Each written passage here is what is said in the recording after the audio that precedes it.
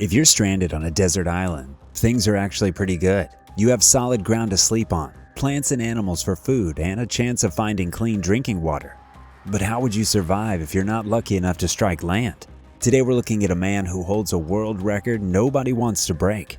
In 2013, he became the first person in recorded history to survive adrift in the ocean for over a year. Jose Salvador Alvarenga was an experienced fisherman working off the Pacific coast of Mexico. On November 17, 2012, he set out on what was supposed to be a routine fishing trip from the small village of Costa Azul. His plan? Spend 30 hours at sea, catch some fish, and return home. His boat was small, just 7 meters long with no cabin or roof and only one motor. Joining him on this trip was 23-year-old Ezequiel Cordoba, a young fisherman he had never met before. The two men had little idea that this partnership would soon be put to the ultimate test. They knew a storm was coming, but for the fishermen in this part of the world, a single day at sea can earn enough money to support them for a week, so they took the risk. By 1 a.m., the storm hit. It was relentless. Furious winds, pounding rain, and massive waves that tossed their tiny boat like a toy. Realizing they were in grave danger, Alvarenga and Cordoba made the tough decision to dump their entire catch from the day, nearly 500 kilograms of fish, overboard. The boat was simply too unstable to carry the weight. For 6 hours, they battled the storm, desperately trying to reach the shore. By 7 a.m., they could see the mountains of Mexico on the horizon. Safety was within sight. But then, disaster. Their motor died. With no paddles, no sails, and no power, they were helpless. The fierce winds began to push them back into the vast open ocean. Their only lifeline was the onboard radio. Alvarenga frantically called his boss, reporting their location. Help was on the way, until the radio battery died. In an instant, they were cut off from the world. They watched in despair as the mountains on the horizon slowly disappeared, their boat drifting farther and farther away. For the next 5 days, search and rescue teams scoured the waters near the Mexican coast, but with each passing hour, the boat drifted hundreds of kilometers farther out to sea.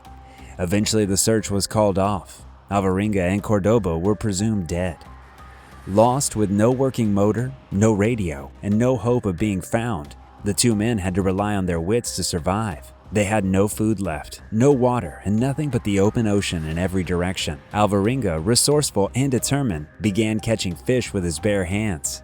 Anything that floated by, fish, turtles, birds, became their food. With no equipment, they scavenged whatever they could find floating in the ocean. Plastic bottles became rainwater collectors, their only source of drinking water. Days turned into weeks, weeks turned into months, and then tragedy struck again. 4 months into their ordeal, Cordoba fell ill. The constant consumption of raw fish and birds had weakened him. One day, after eating a seabird, he became violently ill. Inside the bird's stomach was the half-digested remains of a poisonous sea snake. Cordoba survived the incident, but he was never the same. He became depressed, refusing to eat, his body growing weaker by the day. Eventually, he gave up hope altogether and stopped eating entirely. In 2013, Cordoba passed away, leaving Alvarenga alone. For most people, the isolation would be unbearable. Alvarenga was now drifting through one of the most remote parts of the Pacific Ocean, with no land in sight and no human contact. For 6 days, Alvarenga kept Cordoba's body on board, talking to him as if he were still alive. But eventually, reality set in.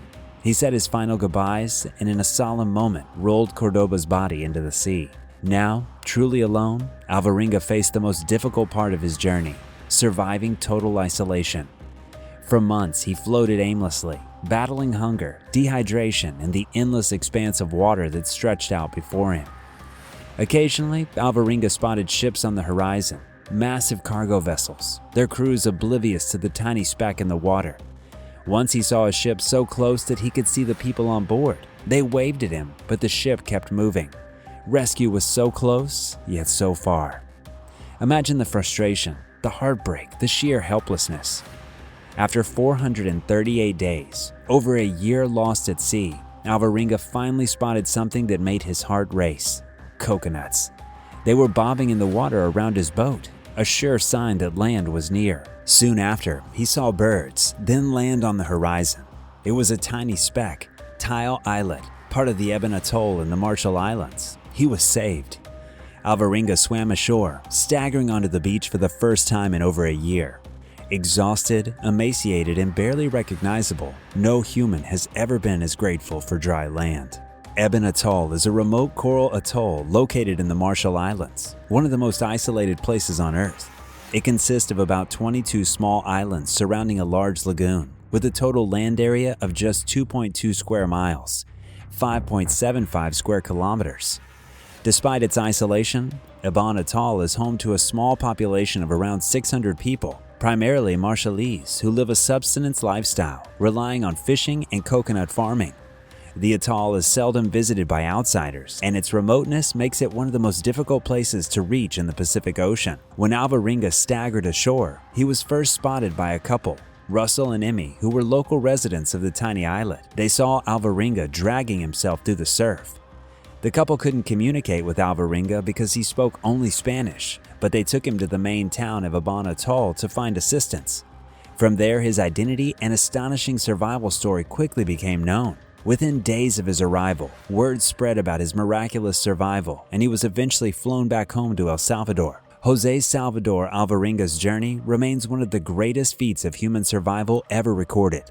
He drifted over 11,000 kilometers, roughly the distance from Lisbon, Portugal to Hiroshima, Japan, in a tiny boat with no motor, no sails, and only the will to live. In the end, it was sheer luck that saved him. Ebon Atoll is one of the most remote places on Earth. Had he missed it, his next stop would likely have been the Philippines, another 5,000 kilometers away. Back in El Salvador, Alvarenga published a book about his incredible ordeal, but even after all that he had been through, his story wasn't over. Cordova's family sued him, accusing Alvarenga of cannibalizing his friend to survive, a claim Alvarenga has always denied.